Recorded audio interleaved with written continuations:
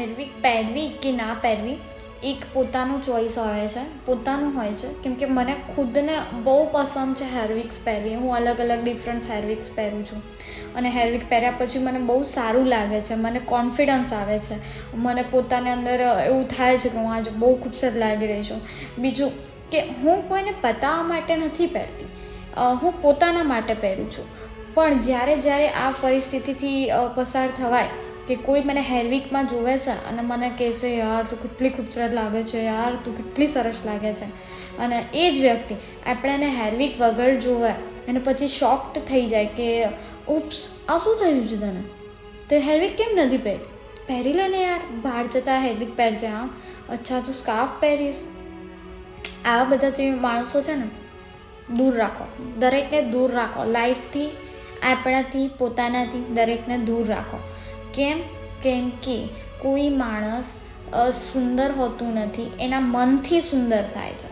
તો જ્યારે આપણે મનથી સુંદર થઈએ ને ત્યારે આ વસ્તુનું ધ્યાન રાખવું કે આપણું મન સુંદર હોવું જોઈએ. એવા વ્યક્તિ સાથે મેરેજ કરો, રિલેશન રાખો યા ફિર લવ લાઈફ સ્ટાર્ટ કરો જે મનથી સુંદર હોય, તનથી નહીં. કેમ કે તન તો 85 વર્ષ એટલું ઘરડું થઈ જશે ને, મારા વાળ આવા ને આવા રહેવાના જ નથી, કે મારું રૂપ આટલું એવું ને એવું રહેવાનું નથી, આજે સ્કિન ટાઈટ દેખાઈ રહી છે એવી ને એવી રહેવાની નથી. તો આજે હું જેવી લાગું છું ને 85 વર્ષ પછી હું એવી ને એવી નથી લાગવાની. તો એના માટે કે જેવા આપણે લાગીએ છીએ એવું પોતાને પહેલાં એક્સેપ્ટ કરો, પછી બીજાને કહો. બીજું કે જ્યારે આપણે પોતાના ઉપર કેવું લાગીએ છીએ, બીજા લોકો આપણને કેવી કમેન્ટ્સ કરે છે એનાથી કોઈ ફરક નથી પડતો, કોઈ જ ફરક નહીં પડતો. આપણે કેવી રીતે રહીએ છીએ એનાથી ફરક પડે છે. લોકો જ્યારે આપણે એકદમ સરસ તૈયાર થઈ જઈએ કે સરસ રીતે લાગતા હોઈએ, પણ જ્યારે આપણા એકદમ મસ્ત લાગતા હોઈએ, સરસ દેખાતા હોઈએ ને આપણા કપડા પર આટલો નાનકડો ડાઘ પડી ગયો, કોઈ શાકનો, કોઈ દાળનો, કોઈ કલરનો કે ગમે તેનો, એટલીસ્ટ આટલો નાનો ડાઘ પડી ગયો ને તો લોકો એ ડ્રેસ કરતાં એ ડાઘ પર વધારે ધ્યાન આપશે.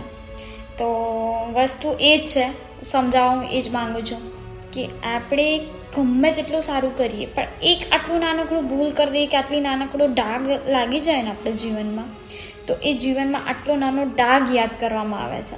એ લાઈફમાં શું કર્યું, સારું શું કર્યું એ નહીં જોવામાં આવે, ખરાબ શું કર્યું એ જોવામાં આવે છે.